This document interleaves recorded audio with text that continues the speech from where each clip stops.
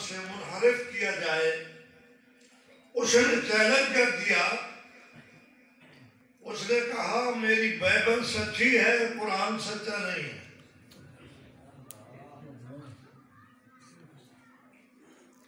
اور سچی کون سی کتاب ہے اس کو معلوم کرنے کے لیے اس نے کہا کہ طریقہ یہ ہے کہ ہم بازار میں چوک میں آگ جلاتے ہیں، تم مسلمانوں اپنا قرآن اس آگ میں ڈالو، میں اپنی تورات آگ میں ڈالتا ہوں. جس کی کتاب جل گئی وہ جھوٹا، جس کی کتاب بچ گئی وہ سچا. لوگ بڑے پریشان ہوئے کہ یہ عجیب چیلنج کر دیا اس نے.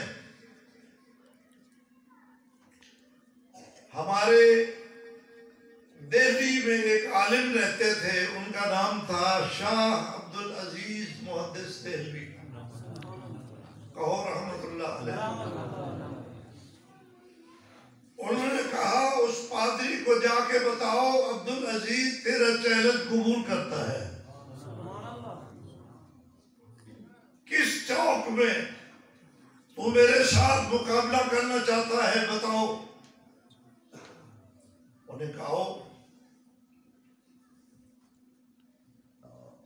شاہ صاحب جب تشریف لائے تو شاہ صاحب نے فرمایا کہ کتاب کو، جو اللہ کی کتاب ہے، اس کو ہم اپنے ہاتھ سے آگ میں ڈال دیں، ہمارا ایمان اسے گوارا نہیں کرتا. تو اپنی کتاب کو آگ میں ڈالنا چاہتا ہے تو ڈال دے، ہم اپنے ہاتھ سے قرآن کو آگ میں نہیں ڈالیں گے. اس نے کہا پھر فیصلہ کیسے ہوگا؟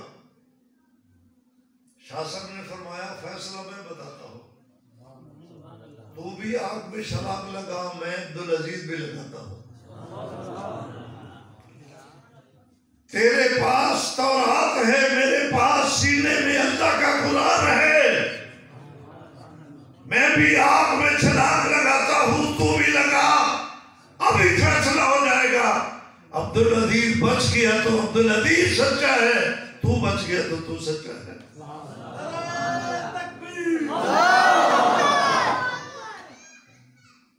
تو اصل راز کیا تھا؟ راز یہ تھا کہ اس نے اپنی کتاب کو تو مشالہ لگایا ہوا تھا، آگ سے بچنے کے لیے مشالہ لگایا ہوا تھا.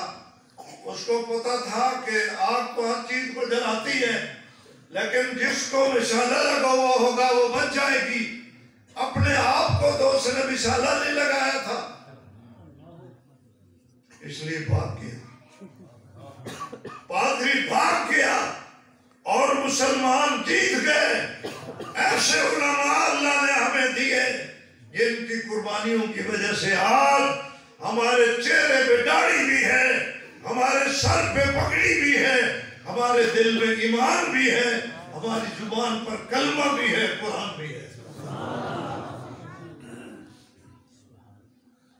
یہ اللہ کا فضل ہے کہ قربانیاں دینے والے لوگ اللہ نے ہمیں بر صغیر میں دیے.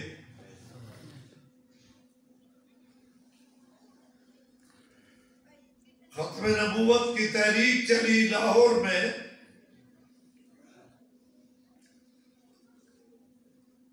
تو نوجوان گلیوں میں گولیاں کھا رہے تھے، حکومت گولیاں چلا رہی تھی.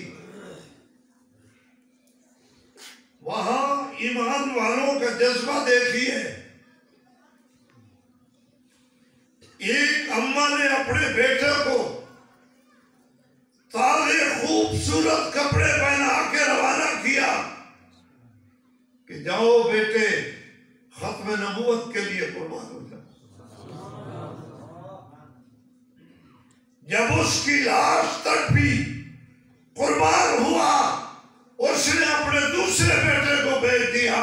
اس نے کہا میرے بیٹے، میں نے اسی دن کے لیے تو تمہیں جنم دیا تھا، آج ختم نبوت پہ قربان ہو جاؤ. یہ جذبہ اللہ نے بر صغیر کے مسلمانوں کو دیا ہے. دشمن کی سازش ناکام ہو گئی. انگریز نے یہ منصوبہ بنایا کہ میں قرآن پاک کے نسخے جمع کر کے انگلینڈ میں لے جاؤں گا، وہاں جا کے جلا دوں گا. تو نہ قرآن ہوگا نہ قرآن والے ہوں گے. قرآن جب نہیں ہوگا تو پڑھیں گے کہاں سے؟ قرآن کے نسخے جمع کر رہا تھا. ایک دن دیہات میں کیا، ایک حافظ سے قرآن پڑھا رہے تھے بچوں کو، سب کے سامنے قرآن کے نسخے تھے. انگریز کا دبدبہ تھا، حکومت تھی، جبر تھا، ظلم تھا. اس نے کہا قرآن پاک کے نسخے جمع کراؤ. اس حافظ صاحب سے کہا، انگریز صاحب تم قرآن پاک کے نسخے کیوں جمع کر رہے ہو؟ کہا میں اس لیے جمع کر رہا ہوں کہ قرآن پاک کا یہاں کے لوگوں کے ساتھ ایسا تعلق ہے کہ یہ مر تو جاتے ہیں لیکن ایمان ان کا کمزور نہیں ہوتا. ہم چاہتے ہیں کہ قرآن سے ان کو جدا کر دیا جائے، نہ ان کے پاس قرآن ہو نہ ان کا ایمان بچے. اس نے کہا قرآن کے نسخوں کو تم لے جا کر جلانا چاہتے ہو؟ نے کہا ہاں، ہم قرآن کے نسخے لے جا کر جلانا چاہتے ہیں. اس حافظ صاحب نے اپنے ایک شاگرد کو حکم دیا جو آنکھوں سے نبی نہ تھا. انہوں نے کہا میرے بیٹے اس کو قرآن سناؤ. اس نے جو فر قرآن پڑھنا شروع کیا تو یہ انگریز حیران ہو گیا. قاری صاحب نے کہا اگر تم قرآن پاک کے نسخوں کو جلاؤ گے، تم ان ورقوں کو جلاؤ گے جس میں قرآن لکھا ہوا ہے، ان سینوں کو کہاں کرو گے جن سینوں پہ ہم نے قرآن لکھ دیا ہے. یہ ایک نابینا بچہ ہے، ہزاروں ایسے بچے موجود ہیں جن کے سینوں میں قرآن ہے.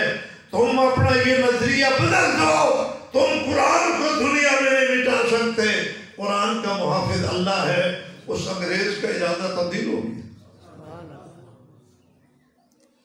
اللہ کا کرم ہے کہ اللہ نے ہمیں بر صغیر میں ایسے لوگوں کے ساتھ جوڑا جنہوں نے قربانیاں دے کر قرآن کو، ہمارے ایمان کو، ہمارے اس ماحول کو محفوظ رکھا.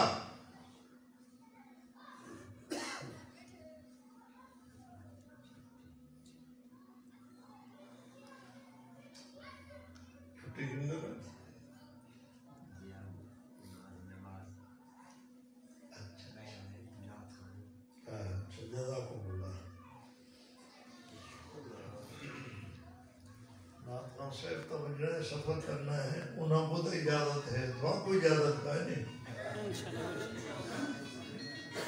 رات خواہ کو دیکھ کے تو سب اجازت سمجھو، تو آپ کو اجازت کا ہے نہیں. نماز ٹائم تے پڑھ سو انشاءاللہ جماعت نال پڑھ سو. جتنے تک نماز نیچے پڑھ دے تو انشاءاللہ اساں تمہاری زیارت کرے دے رسو. جی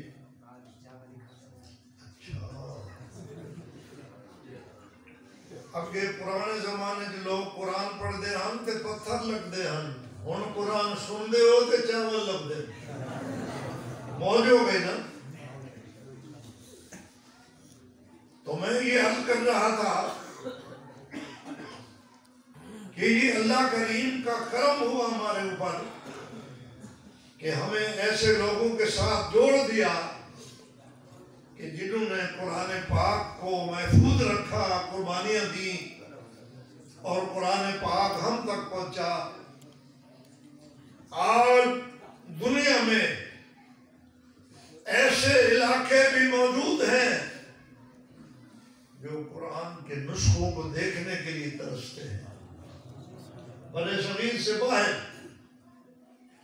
وہاں قربانی دینے والا میدان میں کوئی نہیں آیا تو قرآن نے اپنا علاقہ بدل دیا. قرآن تو زمین پر رہے گا یہ تو اللہ کا کلام ہے جو ہمیشہ کے لیے آیا ہے، لیکن جو قوم قدر نہیں کرتی، قرآن منہ موڑ جاتا ہے، دوسرے علاقے میں چلا جاتا ہے۔ آج دنیا میں ایسے ملک ہیں جن ملکوں میں قرآن پاک کی تعلیم نہیں ہے، لوگ پریشان ہیں، اور یہ سب کچھ جو دین کی بہاریں ہیں میرے دوستو، یہ قرآن پاک کی دولت سے ہے۔ اگر قرآن پاک کی تعلیم نہ ہو تو دین کی یہ بہاریں ہمیں نظر نہ آئیں۔ ہمارے ایک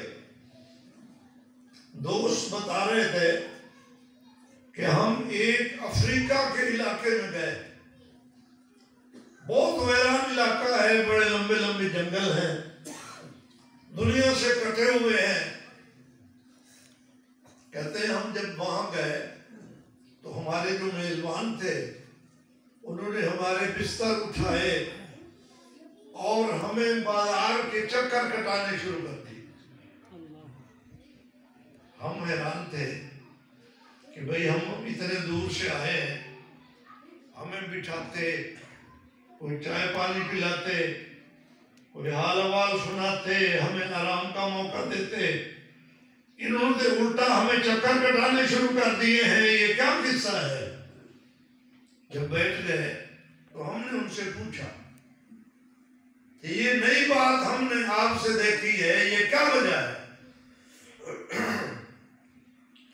انہوں نے کہا ہمیں یہاں رہتے ہوئے ایک لمبا عرصہ گزر گیا ہے، ہمارے آباء و اجداد بھی یہی رہے، عیسائی ہمارے ساتھ رہتے ہیں، یہ ملک ایسا ہے کہ ہماری بستی میں عیسائی بھی رہتے ہیں، مسلمان بھی رہتے ہیں۔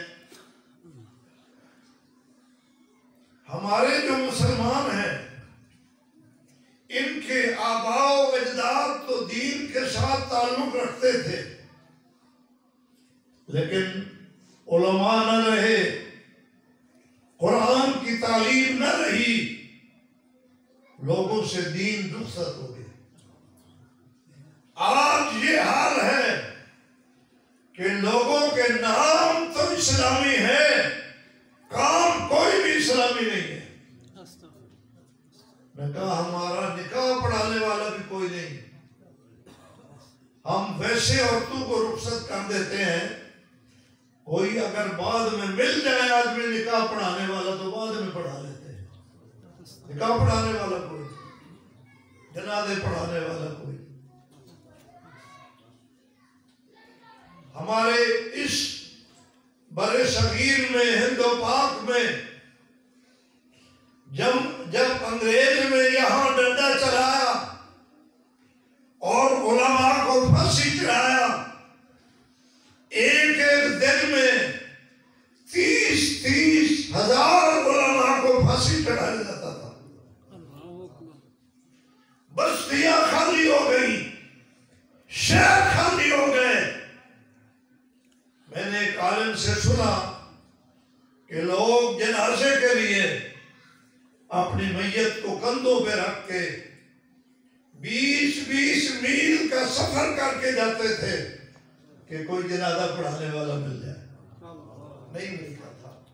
شریک کے کچھ علماء شہید ہو گئے، کچھ علماء ملک بدر ہو گئے، کچھ علماء روپوش ہو گئے، کچھ جیلوں میں چلے گئے، بستیاں خالی ہو گئی۔ یہ دور بھی یہاں آیا ہے ہمارے ان علاقوں میں، لیکن جو مجاہدین تھے انہوں نے ہمت نہیں ہاری، انہوں نے انگریز کا مقابلہ پہاڑوں میں بیٹھ کر، غاروں میں بیٹھ کر کیا۔ آخر دنیا نے وہ دن دیکھا کہ برطانیہ یہاں سے بستر بوریاں بول کر کے اپنے وطن چلا گیا، اور پھر قرآن آہستہ آہستہ اس دنیا پہ چھا گیا۔ نعرہ تکبیر، مجاہدین اسلام۔ ابھی جیسے افغانستان میں مجاہدین نے ہمت نہیں ہاری، افغانستان کے مجاہدین کا نام سنا ہوا ہے نا؟ الحمدللہ۔ سر ہلو ہلو ہلندے ہو، کیا گل ہے، ڈرے بیٹھے ہو؟ خیر ہے، 19 سال جنگ لڑی ہے. امریکہ جڑا اعلان کرے دا آئی کہ زمین دی پہاڑ دی تہ دے وچ اگر کوئی سوئی بھی ہوئے، میرے کول ایسے آلات ہیں، میں اس سوئی نو بھی ویکھندا. 20 سال یخ مرے دا رہی ہے، طالبان پہاڑن بیٹھے رہے، وہ تو نظر نہیں آئے. نعرہ تکبیر، زندہ باد. دل دل جان جان، طالبان طالبان علماء حق، علماء دیوبند، زندہ باد. نعرہ تکبیر، اللہ اکبر. 20 سال میں ان بوریا نشینوں نے، ان اللہ رسول کے نام لینے والوں نے اس چپ اور طاقت کو ایسا مزہ چکھایا کہ اب دنیا میں کسی کے سامنے بھی مقابلے کے لیے آنے کے لیے تیار نہیں ہے. اللہ اکبر. اللہ اکبر. ابھی جنگ ہو رہی ہے نا یوکرین میں، ایک ملک ہے، یہ اس کا امریکہ کا نیٹو کا ممبر ہے، اور ان کا ایک دوسرے سے وعدہ ہے کہ کسی پہ مشکل آئے تو ہم سارے مل کے لڑیں گے. آج روس نے اس کے اوپر بمباری شروع کر دی ہے، وہاں لوگ مر رہے ہیں، بازار ٹوٹ رہے ہیں. امریکہ کو کہا گیا کہ آؤ ہمارا ساتھ دو، اس نے کہا ہم اس پوزیشن میں نہیں ہیں کہ کسی کا مقابلہ کر سکیں. اللہ اکبر. طالبان نے ان کی کمر توڑ کے رکھ دی. سبحان اللہ. سبحان اللہ. کیا بتا رہا تھا آپ کو کہ برے صغیر میں علماء کا صفایا کر دیا تھا، جہاں جنازہ پڑھانے والا کوئی نہیں تھا، لیکن علماء نے ہمت نہیں ہاری، پھر دوبارہ میدان میں آئے. دیوبند کے چھوٹے سے قصبے میں ایک مسجد چھتا میں ایک استاد بیٹھ گیا، ایک طالب علم بیٹھ گیا. استاد کا نام بھی محمود، شاگرد کا نام بھی محمود. اللہ اکبر. 2 محمود کٹھے ہوئے. اس مسجد کے سین میں ایک درخت تھا انار کا. انار کا درخت چھوٹا سا ہوتا ہے. وہ انار کے درخت کے نیچے ایک استاد اور ایک شاگرد بیٹھ گیا. تو مولانا قاسم نانوتوی رحمت اللہ علیہ نے خوشی منائی کہ ہندوستان میں میرا مدرسہ شروع ہو گیا. سبحان اللہ. میں نے وہ جگہ دیکھی ہے جہاں وہ درخت تھا، اب انہوں نے کاٹ دیا ہے کہ لوگ اس کے متعلق بدعات کرنے لگ گئے تھے. وہ مسجد چھتا بھی دیکھی ہے ہم نے، وہ علاقہ بھی دیکھا ہے. ایک استاد ایک شاگرد سے یہ سلسلہ دوبارہ قرآن کا شروع ہوا.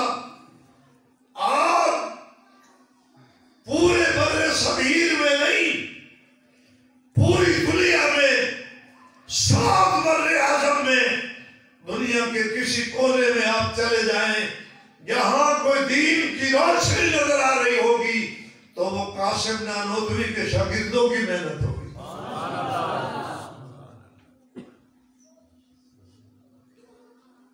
تو افریقہ کی اس ملک میں انہوں نے کہا کہ ایک عرصے سے دین ہمارے اندر نہیں ہے، ہم نام کے مسلمان ہیں. یہاں یورپ سے پادری آتے ہیں، یہاں آ کر تقریریں کرتے ہیں. عیسائی لوگ کیونکہ ہمارے پڑوسی ہیں وہ ہمیں دعوت دیتے ہیں کہ آؤ ہمارا پادری عالم مذہبی رہنما آ رہا ہے، تم بھی اس کی بات سنو. ہم چلے جاتے ہیں. جب ہم اس کی بات سن لیتے ہیں، ان کا جلسہ ختم ہوتا ہے، تو آخر میں وہ پادری اعلان کرتا ہے، وہ کہتا ہے مسلمانوں، دنیا میں اب مسلمان کہیں باقی نہیں رہے، تم آ جاؤ ہمارے ساتھ عیسائی بن جاؤ. یہ کون اعلان کرتا ہے؟ پادری. عیسائی پادری.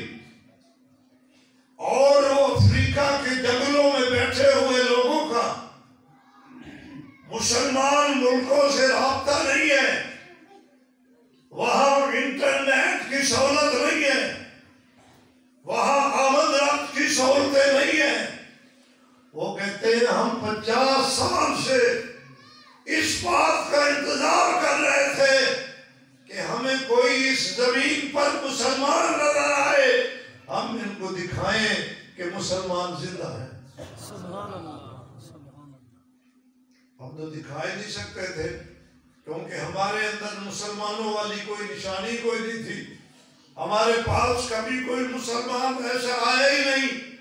جب ہم نے آپ کو دیکھا کہ آپ کے چہرے پہ سنت رسول ہے، سبحان اللہ، آپ کے سر پہ رسول اللہ کی سنت کے مطابق پگڑی ہے، آپ کے ہاتھوں میں تسبیح ہے، آپ کی زبان پہ کلمہ ہے، سبحان اللہ، آپ کی پیشانی میں تہجد کی نفلوں کا نور ہے۔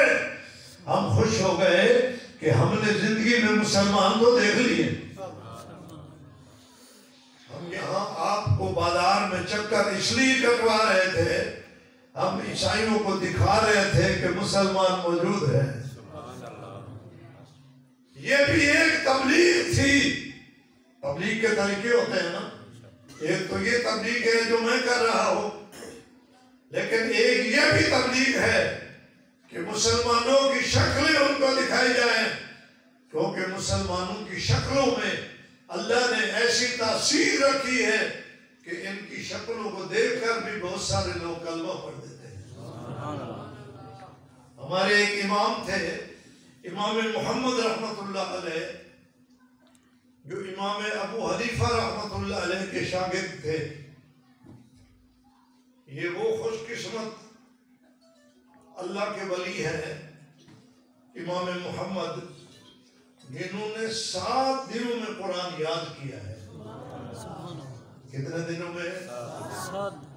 ہم تو 7 دنوں میں قرآن کی تلاوت بھی نہیں کر سکتے۔ 7 منزلیں ہیں، ایک منزل روزانہ یاد کرتے تھے۔ مجبوری ان کو یہ پیش آئی تھی کہ امام ابو حنیفہ کے مدرسے میں داخلے کے لیے آئے۔ امام صاحب نے فرمایا تم بیٹا حافظ ہو؟ کہا جی نہیں میں حافظ نہیں ہوں۔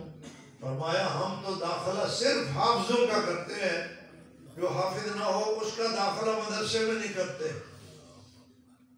یہ جوان دا پتر واپس چلا گیا، 7ویں دن واپس آیا، آخر لگا استاد جی میں حافظ ہو گیا ہوں، میرا امتحان گن گی ٹھوتے داخلہ دے دیا۔ سبحان اللہ، 7 دن میں قرآن یاد کیا۔ یہ ایک دن بازار میں جا رہے تھے، خوبصورت بہت تھے، ایمان کا نور بھی تھا، قرآن کا نور بھی تھا، اور ویسے بھی خوبصورت تھے۔ ایک یہودی نے ان کو بازار میں دیکھا، نے کہا یہ شخص کون ہے؟ تو کسی نے بتایا یہ محمد رسول اللہ کا غلام ہے۔ سبحان اللہ، اس نے کہا اچھا یہ اس محمد رسول اللہ کا غلام ہے جس کو نبی کہتے ہیں؟ نے کہا ہاں اسی کا غلام ہے۔ تو اس نے کہا یہ چھوٹا محمد ایڈا سونا ہے تو بڑا محمد کیڈا سونا اسی۔ سبحان اللہ، سبحان اللہ، اس نے کلمہ پڑھ دی۔ نے کہا یہ اللہ پاک کی خاص رحمت ہے، اتنا حسن و جمال جو اس چھوٹے محمد میں جو غلام ہے، اس کا جو آقا ہے جو نبی ہے اس کا کتنا حسن و جمال ہوگا، اسی سے متاثر ہوگا، اس نے کلمہ پڑھ دی۔ سبحان اللہ، اللہ نے مسلمانوں کی شکل میں بھی بڑی کشش رکھی ہے۔ اللہ تعالیٰ نے مسلمانوں کو جو کتاب دی ہے قرآن، اس قرآن میں بھی اللہ پاک نے ایسی کشش رکھی ہے کہ قرآن پاک کو اگر کسی اچھے قاری سے سنا جائے تو یہ دل میں گھر کر جاتا ہے۔ سبحان اللہ، قاری عبد الباسط بہت بڑے مصر کے قاری تھے، سینکڑوں لوگ اس کے قرآن کو سن کر مسلمان ہوئے۔ سبحان اللہ، اور عجیب بات ہے، ہم ایک دفعہ مسجد نبوی میں بیٹھے تھے، عمرے کے لیے گئے ہوئے تھے، سبحان اللہ، تو ایک امریکی سے ملاقات ہوئی، امریکہ سے آیا ہوا تھا عمرہ کرنے کے لیے۔ ہم نے ان ان سے پوچھا کہ آپ کو کلمہ کیسے نصیب ہوا؟ امریکہ کے لوگ نسلی مسلمان تو ہے نہیں، اندھیر ہے، آپ کو کیسے کلمہ نصیب ہوا؟ اس نے کہا ایک دن ایک حبشی قرآن پاک کا ایک ورقہ لے کر بیٹھا تھا، پڑھ رہا ہے۔ میری جب اس ورقے پر نظر پڑی تو مجھے اتنی کشش ہوئی دیکھنے سے، میں نے کہا بھائی یہ کیا ہے تیرے ہاتھ میں؟ اس نے کہا یہ اللہ کا کلام ہے جو ہمارے مصطفیٰ پہ اترا ہے، ہم اس کو پڑھتے ہیں، تلاوت کرتے ہیں، اس پر عمل کرتے ہیں۔ اس نے کہا اس کی تلاوت مجھے سنا سکتے ہو؟ تو اس نے کہا بالکل سنا سکتے ہیں۔ کہتے ہیں جب اس نے قرآن پاک کی تلاوت سنائی تو میں نے اسی مجلس میں کلمہ پڑھ دیا۔ سبحان اللہ۔ کشش کہاں سے پیدا ہوئی؟ قرآن پاک کے ورقے کو دیکھنے سے۔ اللہ نے قرآن پاک میں عجیب نور رکھا ہے، اس کو دیکھنے کا بھی اجر ہے، اس کو پڑھنے کا بھی اجر ہے، اس کو چومنے کا بھی اجر ہے، اس پر عمل کرنے کا بھی اجر ہے، اس کو احترام عزت دینا بھی اجر ہے، اس کے ساتھ ایمان لانا بھی اجر ہے، اور اس پر عمل کرنے سے تو ولی پیدا ہوتے ہیں۔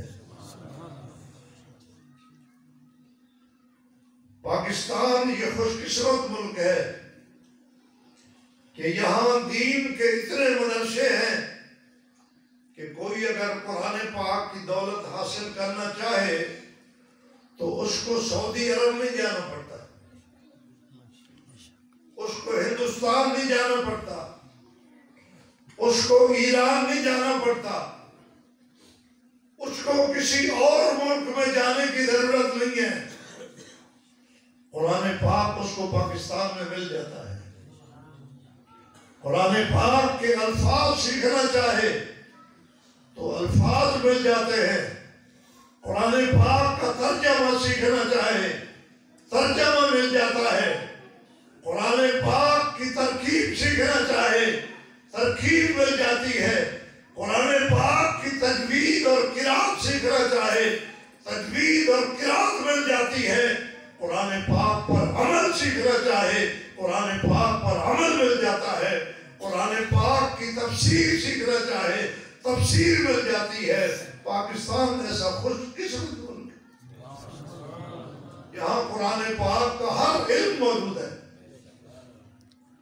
ایک دور تھا کہ ہم عرب ملکوں میں جاتے تھے اپنی تعلیم کو مکمل کرنے کے لیے، لیکن آج عرب ملکوں کے لوگ اپنی تعلیم مکمل کرنے کے لیے پاکستان میں آتے ہیں۔ دینی مدارس، دینی مدارس۔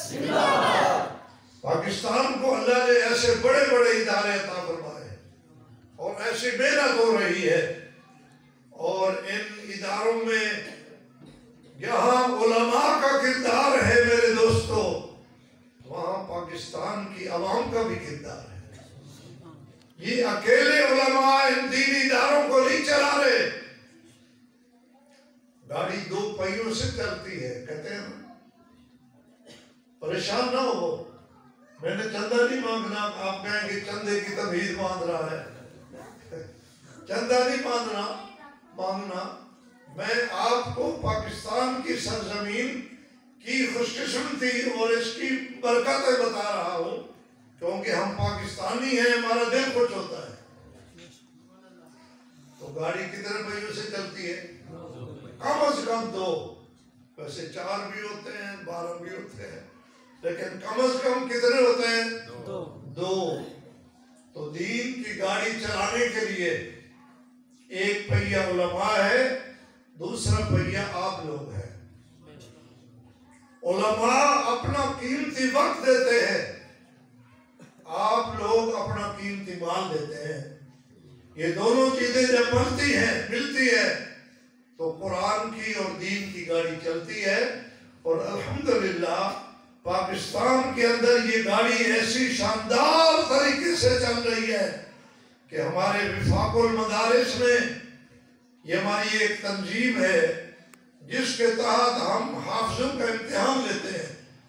جو قرآن پاک کا حافظ ہو جائے وہ ہمیں امتحان دیتا ہے، ہم اس کو سبق دیتے ہیں. تو ہماری تنظیم کے تحت اس سال جو امتحان ہوئے اسی جمعرات کو ختم ہوئے ہیں، ان حافظوں کی تعداد جنہوں نے قرآن پاک کا امتحان دے کر سندیں لینی ہیں، ان کی تعداد 88,000 ہے. آپ پوری دنیا کا سروے کر لیں، آپ کو کہیں 10,000 بھی نہیں ملیں گے. سعودی عرب بھی چل جائیں، 88,000 قرآن کا حافظ پاکستان کے دینی مدارس سے تیار ہوا ہے. اور یہ وہ حافظ ہے جو مسلح بھی چھڑائیں گے، یعنی ان کی گردان بھی ہو گئی ہے. اس کے علاوہ وہ حافظ اتنے ہی موجود ہیں جنہوں نے اس سال ختم کیا ہے اور گردان ابھی کرنی ہے. 88,000 وہ بھی ہوں گے. ہم خوش قسمت ہیں کہ نہیں؟ میں نے پاکستان میں ایسے لوگ بھی دیکھے ہیں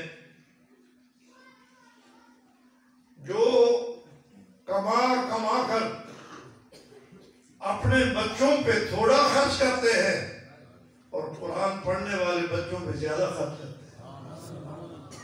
تو یہ آپ حضرات کے جذبے کی وجہ سے اور علماء کرام اور حفاظ قرآن حضرات کے جذبے کی وجہ سے، کیونکہ ایسے قرآن کے قاری اور مدرس ہم نے دیکھے ہیں دیہاتوں میں. میں دیہاتوں میں جاتا ہوں کبھی چکر لگانے کے لیے، وفاق المدارس کے مدارس کو دیکھنے کے لیے. تو میں نے ایسے مدرسے دیکھے ہیں جن کے پاس کوئی کوٹھا نہیں ہے، کوئی مسجد نہیں ہے، ان کے پاس کوئی کمرہ نہیں ہے، کوئی مطبخ نہیں ہے. ایک چھپر ڈال رکھا ہے اور چھپر کے نیچے گرمی میں 100 طالب علم بیٹھے ہوئے پڑھ رہے ہیں. کسی کی ان کو فکر نہیں ہے. قرآن پڑھ رہے ہیں، قرآن کے حافظ تیار ہو رہے ہیں، تیار ہو کے جا رہے ہیں. اور اس سال الحمدللہ جو عالم تیار ہوئے ہیں وفاق المدارس سے، عالم، یہ تو میں نے حافظ بتایا نا، اس میں لڑکیاں بھی ہیں حافظہ اور لڑکے بھی ہیں. جو عالم بڑے ہیں ان کی تعداد 32,000 ہے. عالم جو مکمل 16 سال کا کورس کر کے فارغ ہو گئے. اور یورپ کا ہمارا دشمن پاکستان میں پروپیگنڈا کرتا ہے دوستو کہ یہ عورتوں کی تعلیم کے خلاف ہے. مولوی لوگ کہتے ہیں نا، آپ نے بھی سنا ہوگا کہ یہ مولوی لوگ عورتوں کی تعلیم کے خلاف ہیں. ہم عورتوں کی تعلیم کے خلاف نہیں ہیں، ہم فحاشی کے خلاف ہیں. ہم ان اداروں کے خلاف ہیں جو عورتوں کو، مسلمان بچیوں کو ناچنا سکھاتے ہیں، جو ان کے دوپٹے اتارتے ہیں، جو ان کے کپڑے اتارتے ہیں، جو ان کو فحاشی سکھاتے ہیں. ہم اس تہذیب کے خلاف ہیں، ہم ان اداروں کے خلاف ہیں. ہم عورتوں کی تعلیم کے خلاف نہیں ہیں. یہ جو عالم بنے ہیں ان میں 12,000 مرد ہیں جو عالم بنے ہیں، باقی 20,000 لڑکیاں ہیں جو عالمہ بنی ہیں. نعرہ تکبیر. عورتیں مردان ود گئی ہیں نا. خوشی ہوئی ہے کہ نہیں ہوئی؟ خوشی ہوئی ہے. یورپ کا پروپیگنڈا جھوٹا ہے. ہم عورتوں کی تعلیم کے خلاف نہیں ہیں. یہ اماں جو مدرسے میں، میری بیٹی مدرسے میں پڑھ کر آئے گی اور اماں بنے گی، اس کی گود میں قرآن ہوگا، اس کے سینے میں قرآن ہوگا، اس کی زبان پر قرآن ہوگا. جب وہ اپنے بیٹے کو قرآن پڑھائے گی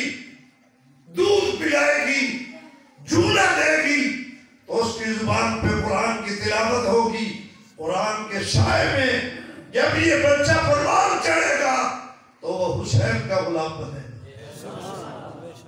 حسین کو اماں فاطمہ جب جھولے دیتی تھی تو قرآن پڑھتی تھی، گانے نہیں گاتی تھی۔ حسین کی اماں جب اپنے بچے کو دودھ پلاتی تھی تو اس کی زبان پر اللہ کا قرآن ہوتا تھا۔ اماں جب فارغ ہوتی تھی تو اس کی پیشانی زمین پر سجدے میں ہوتی تھی، سبحان ربی الاعلیٰ کہہ کر اپنے رب سے تعلق جوڑے ہوئے ہوتے تھی۔ حسین جب اس ماحول میں پروان چڑھا تو اس کی بوٹی بوٹی تو ہو گئی لیکن قرآن سے اس کا تعلق ٹوٹ نہیں سکا۔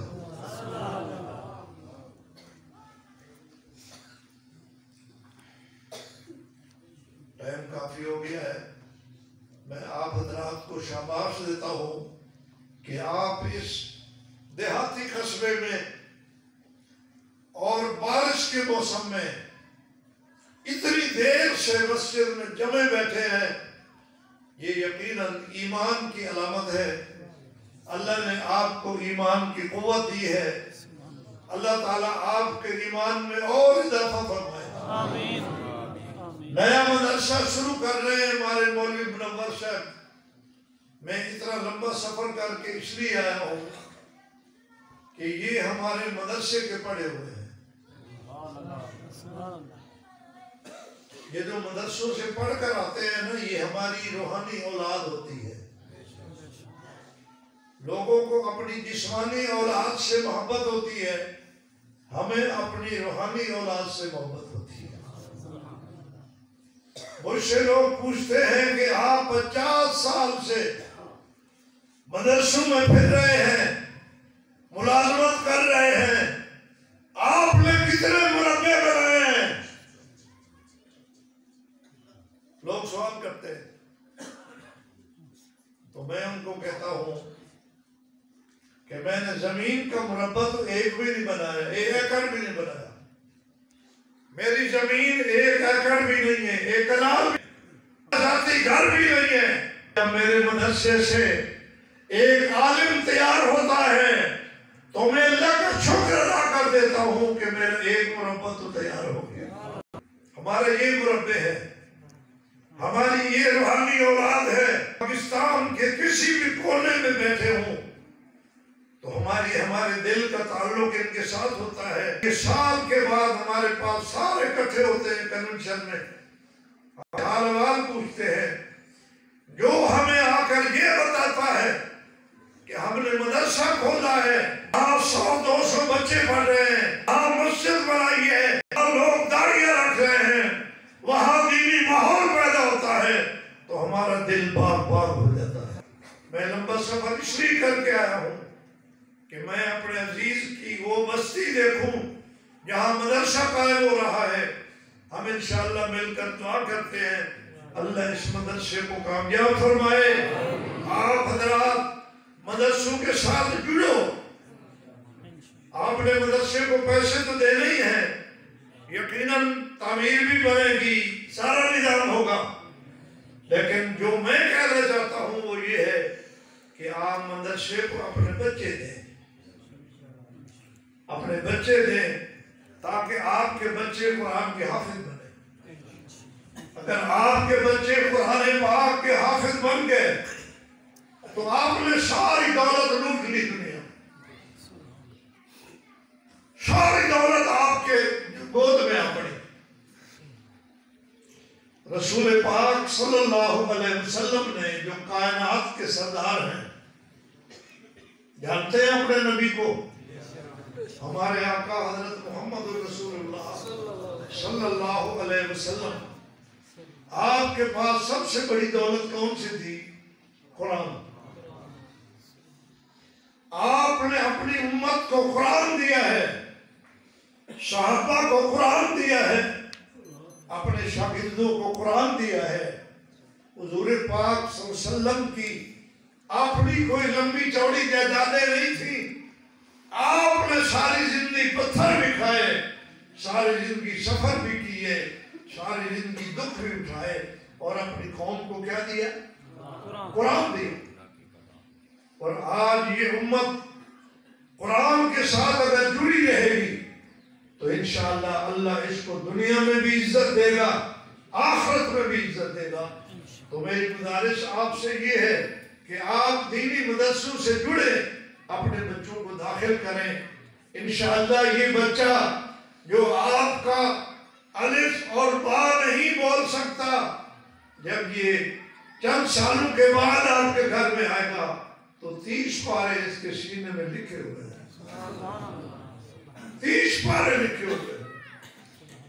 جب 30 پارے لے کر آئے گا تو آپ سجدہ ریز ہو جائیں گی، اللہ کا شکر ادا کیجئے کہ اس کائنات کی سب سے بڑی دولت اللہ نے مجھے عطا کر دی ہے۔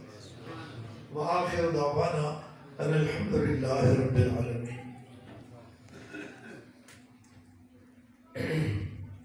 میرے دوستو، الحمدللہ استاد جی صاحب بڑے اچھے انداز دے اندر نصیحت سا میں نے پایا۔ اللہ تعالیٰ کو دعا ہے کہ اللہ تعالیٰ صاحب کو انہیں گالی دیتے عمل کرنے کی توفیق عطا فرمائے۔ ہن یہ ایک بچہ جہے بچے دی دستار بندی